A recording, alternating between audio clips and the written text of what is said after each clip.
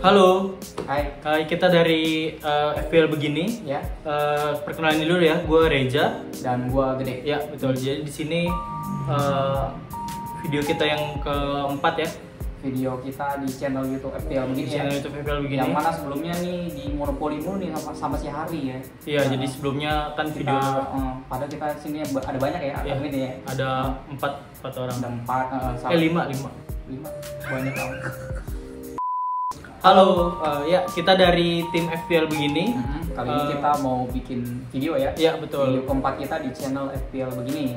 Ya, video tim selection di game week kedua ini. Sebelumnya perkenalan dulu, nama gue Reza dan gua Gede. Ya betul. Jadi di sini sebelumnya juga kita mau ngucapin terima kasih buat yang udah gabung ya, di udah gabung di Liga FPL begini. Jadi kita nggak nyangka juga pokoknya yang daftar Google Form itu udah 1.700. Iya, antusiasnya lumayan banyak ya. Antusiasnya udah lumayan banyak. Kita kira yang ikut nggak nyampe 1.000 gitu. Iya, nggak taunya ada berapa ya di form lo?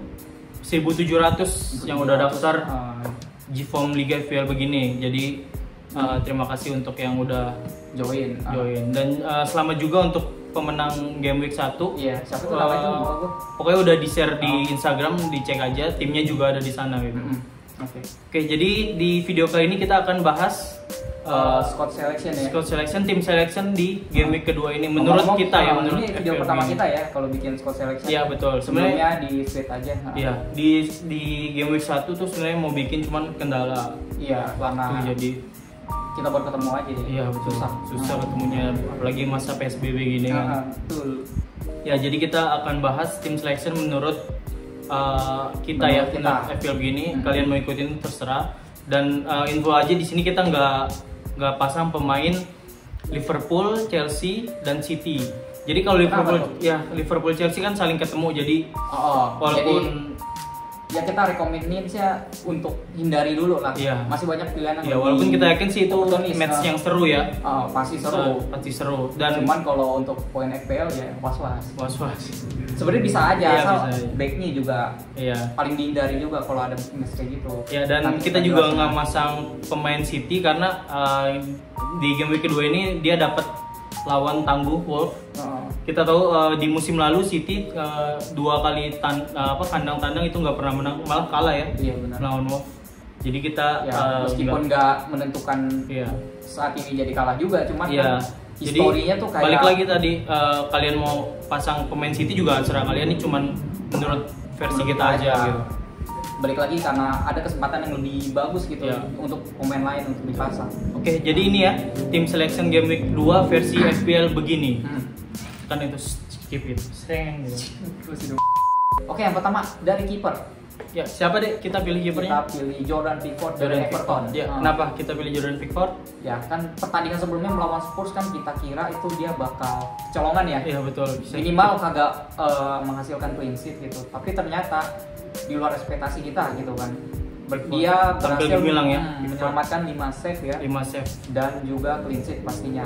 Dan kalau kalian nonton itu save-nya juga bukan sembarang save. Iya, dia kalau nggak salah tuh save Dele Alli di dalam kotak penalti dia save, sama Doherty juga hampir cetak gol, tapi itu tipe-tipe save yang point blank.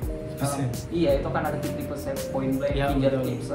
Nah, itu biasanya kalau kiper sedang momentum bagus gitu kan. Itu menular ke depannya ya. Iya, betul.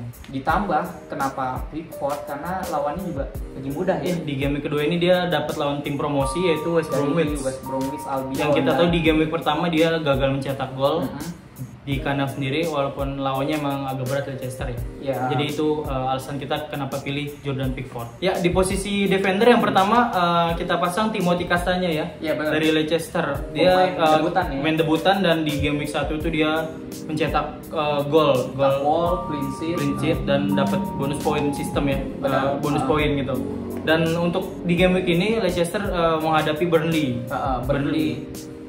Memang bukan lawan yang mudah sih, betul. Cuman kalau dari segi pertahanan sama-sama kuat, kita kebayang kayak 0-0 gitu kan. Iya, betul. Apalagi kalau dari sisi striker kita belum lihat ada pembaruan dari Burnley. Iya, betul. Jadi itulah dengan kenapa back Leicester sekarang yang lebih siap itu, kita yakin minimal dia bisa mendapatkan hasil clean sheet di kandang gitu. Untuk assist dan gol bonus lah ya gitu. Jadi itulah kenapa kita pasang Timothy Castagne. Oke, yang kedua kali ini kita ada salah satu yang kita prediksi sebagai the next Lundstram kan. The next Lundstram, betul. The Rising Star, Dallas. Stuart Dallas. Dari Leeds United ya. Kenapa tuh kita pasang Leeds? Kenapa pasang back Leeds? Ya kita amazed ya dengan pertandingan kemarin yang lawan Liverpool tuh. Iya betul. Dia nggak main bener-bener nggak pasrah gitu sebagai tim promosi, tapi juga cukup ofensif gitu. Bahkan mereka nyaris mendapatkan poin gitu, cuman kurang beruntung aja tuh ya di penalti di menit akhir ya. Dan Dallas ini juga salah satu player yang kayaknya wajib kalian punya karena dia itu pemain yang out of position ya. Out of position kayak Lundstram musim lalu ya. Dia didaftarkan di FPL tuh sebagai defender. Tapi kalau dalam pertandingan asli dia tuh sebenarnya sih defender juga, cuman dia agak ke overlapnya instruksi dari Bilsanya tuh lebih sering gitu kan. Karena permainan Bilsa itu lebih direct, lebih modern. Iya betul. Makanya gol yang terakhir yang golnya Leeds itu gol-gol yang keren banget, maksud saya itu kayak gol yang benar-benar dilatih lah ya. Dan itu menurut gue pertandingan itu gol paling keren yang itu tuh. Jadi kita mengharapkan hal yang serupa di pertandingan selanjutnya kan. Dan Leeds juga di 8 pertandingan kandang di Championship musim lalu dia mencatatkan 7 kali clean sheet. 7 kali clean sheet, cuman satu kali kebobolan aja. Dan clean sheet 7 kali clean sheet itu salah satunya lawan Fulham. Dan di game week ini dia Leeds itu lawan Fulham juga. Jadi kita harapkan promotion team kita harapkan Leeds itu clean sheet. Oke, defender selanjutnya yang kita pasang itu Gabriel Magalhaes. Tim Arsenal ya. Gimana? Back baru lagi nih. Back baru debutan dan bersinar juga di game week 1 ya. Gue juga kaget sih. Pas dipasang startingnya pun nggak ketebak gitu. Memang agak tricky nih awal-awal dari Arteta masang back, karena pilihan back itu banyak. Iya banyak ya. Cuman kalau kita lihat performa dari Magalhaes kemarin, dia cukup solid, passing rate-nya tinggi ya. Iya, dan dia itu salah satu pas komplit tertinggi di FPL di game week 1 ya. Kalau saya 100 lebih operan sukses dari 114 operan. Nah itu tertinggi pertama di Premier League di game week 1 ya. Jadi menurut gua Arteta cukup berhasil memasangkan dia gitu. Mungkin tandemnya nih yang agak ganti-ganti nih, Holding, apalagi masih ada sama Saliba terus Pablo Mari. Sebenarnya banyak sih. Makanya tapi karena Magalhaes balik lagi kemarin bagus gitu. Sepertinya dia akan performanya ya tetap ditahanin lah. Oke, selanjutnya pilihan terakhir untuk bagian pertahanan ya. Kita masang 4 back di sini ya, biar ideal aja. Yaitu bintang Everton kemarin. Siapa? Digne. Lucas Digne. Kemarin dia assist dia melalui set piece tuh. Itu bagus banget set piece-nya.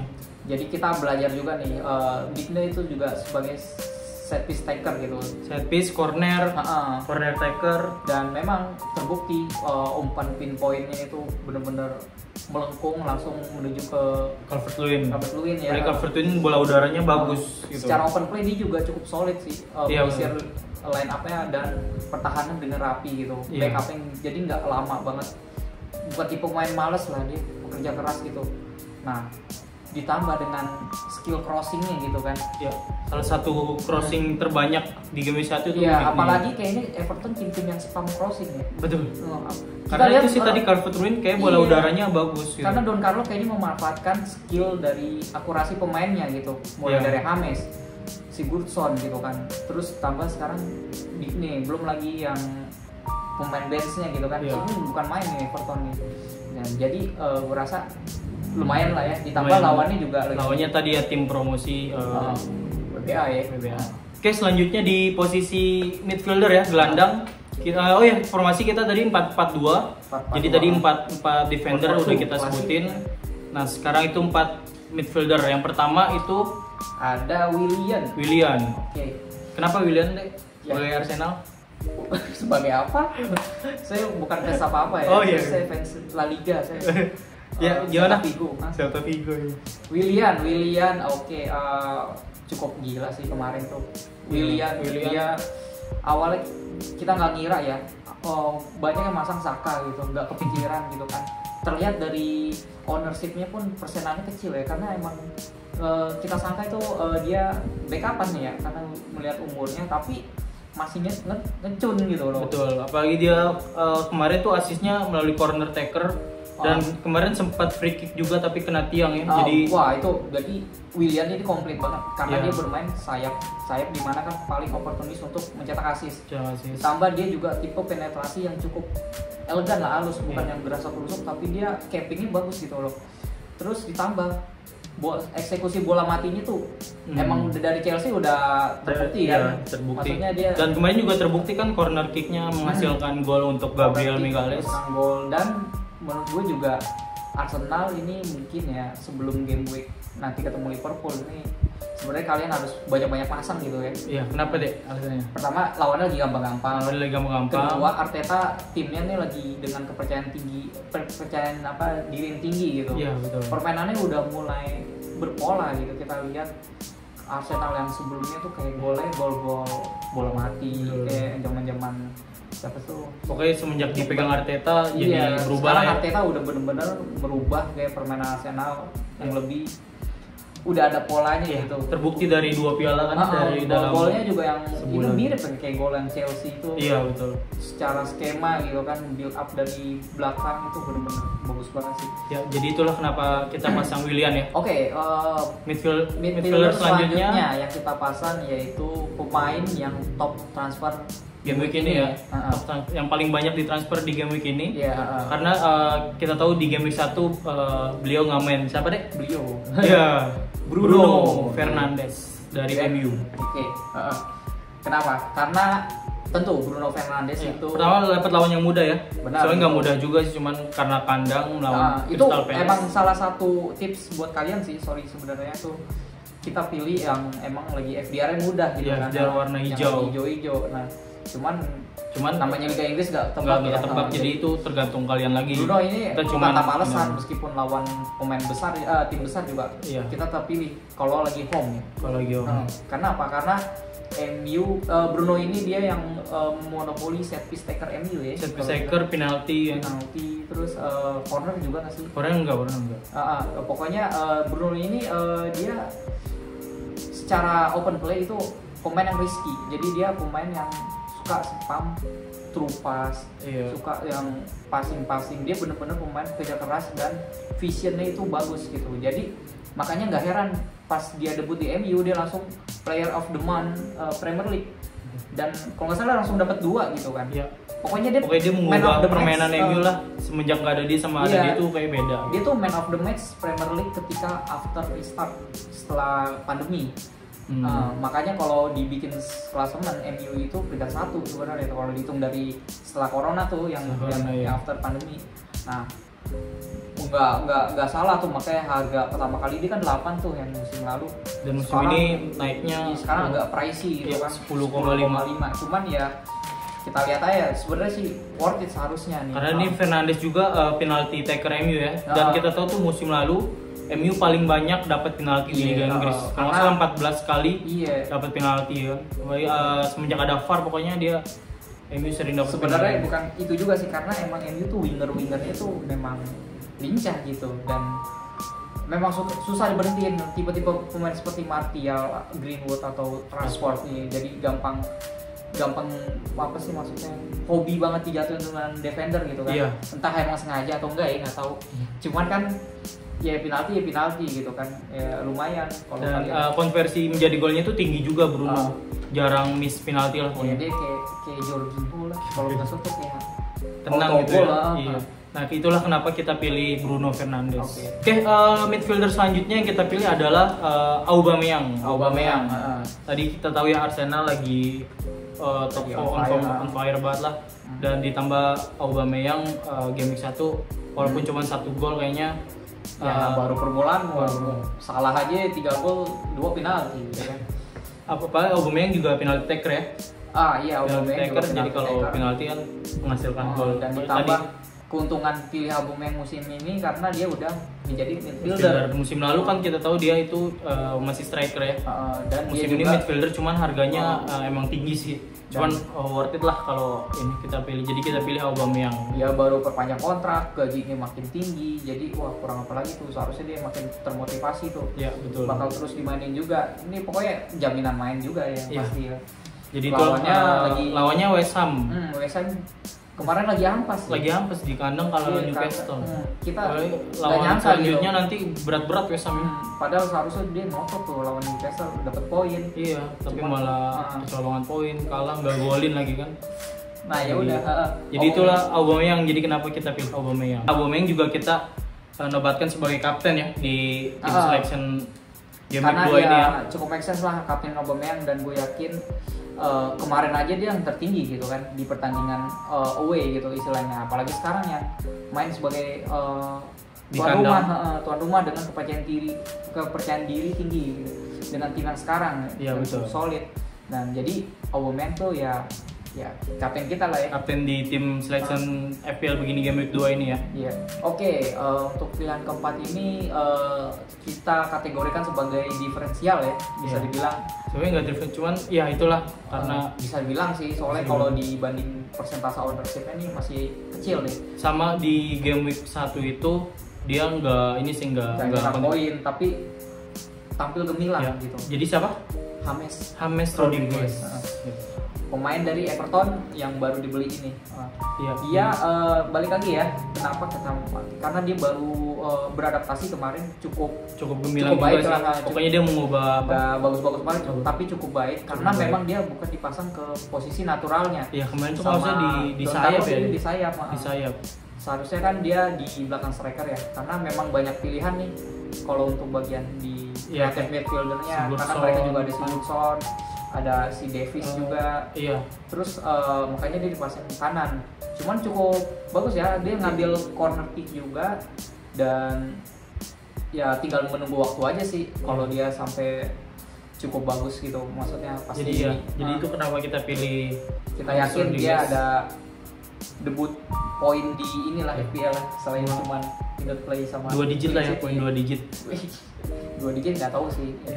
Semoga 2 digit nih diferensial gitu. Oke, sekarang ke posisi forward atau penyerang. Yang pertama kita pilih siapa deh? Callum Wilson. Kenapa tuh? Pemain baru dari Bournemouth, lagi-lagi salah satu pemain debutan yang baru dibeli dari Bournemouth ke Newcastle ya. Sebenarnya debutannya sih nggak bisa dibilang baru banget ya, karena memang dia udah lama di Liga Inggris, dan kita lihat dari Bournemouth ke Newcastle ya satu kasta sebenarnya itu. Cuman Newcastle kan karena nggak jadi tim kaya ya, dia beli pemain-pemain yang nggak muluk-muluk lah. Wilson itu sebenarnya bagus gitu kan. Iya, betul.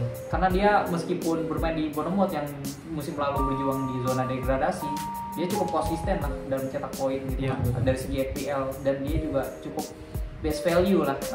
Jadi buat kalian yang untuk budgeting gitu kan, ngambil Wilson itu cukup oportunis menurut gua. Jadi apalagi Newcastle kan, orang-orang ada Almiron, ada kayak penetrator si Saint Maximin yang suka, apalagi Almiron yang long ball gitu. Dia cukup kuat di bola udara gitu kan. Dan ditandemin sama siapa tuh, Andy Carroll gitu kan. Ya cocok Joelinton. Sebenarnya striker Newcastle tuh sejenis semua gitu. Iya. Makanya Callum Wilson cukup paling menonjol lah. Iya, jadi itulah kenapa maksudnya kita paling make sense buat kalian ambil. Paling di musim lalu tuh Callum Wilson, ini kan lawannya Brighton ya. Dia golin ketika masih di Bournemouth, golin lawan Brighton. Jadi semoga di game week 2 ini dia golin juga ya melawan Brighton. Oke, pemain terakhir, striker terakhir yang kita pilih, yaitu yang kemarin nggak main ya. Yang kemarin di game main. Satu tim sama Bruno. Anthony Martial. Iya, Anthony Martial ini salah satu pemain favorit gue sih kalau dari FPL, dan cukup disayangkan sebenarnya dia naik jadi forward. Sebenarnya memang masih midfield ya. Iya, sebenarnya memang dia forward. Sebenarnya awal-awal tuh sayap dia. Iya, cuman kan cutting inside gitu. Cuman gaya permainannya itu memang dia terkesan striker gitu. Memang dengan belum adanya striker baru yang MU punya nih. Jadi Martial ini tetap jadi pilihan utama terus ya. Pilihan utama pasti. Utama terus. Greenwood ditaruh agak ke samping. Itu Igalo sih dia ininya. Igalo itu dia lebih main ke EFL Carabao gitu. Iya betul. Jadi kayak pilihan satu-satunya nih untuk Martial. Dan lawannya tadi Crystal Palace. Tahu musim lalu dia cetak gol melawan Palace ya. Semoga di game week 2 ini akan cetak gol lagi Anthony Martial. Bisa dibilang Martial tuh must have sih kalau untuk FPL, cuman karena dia naik jadi forward aja nih. Kalian juga naik. Kalian bisa rolling lah sama Werner, sama Vardy yang harganya mirip-mirip 9,5, 10 Vardy kemahalan. Ditambah MU tengahnya diperbarui dengan Van de Beek ya. Iya betul. Terus Bruno Fernandes semoga makin ngecun. Nah kan kalau tengahnya makin solid kan yang paling untungan tuh posisi strikernya, jadi supply bola ke depan lancar lah gitu. Bener-bener golnya si Martial tuh yang emang kayak khas gitu kan, flashing cut inside dari samping, dan itu satisfying banget lah kalau buat Martial. Tambah ya balik lagi lawannya lebih gampang dan di kandang ya. Di kandang. Oke, itulah 11 pemain pilihan tim kita, tim FPL begini. Itu tadi ya, cuman pilihan kita aja, itu nggak harus diikutin. Kalian mau beli pemain City atau mau pasang Salah juga. Iya, karena balik lagi Liga Inggris tuh paling nggak prediksi. Ternyata pemain kita yang kita pasang semua ini zong ya. Iya, kan kita nggak tahu juga. Kan. Oh ya, kita juga nanti ada kuis di Instagram. Tebak berapa poin kita ini ya, poin tim selection. Kita tim selectionnya bakal kita upload lagi di feed.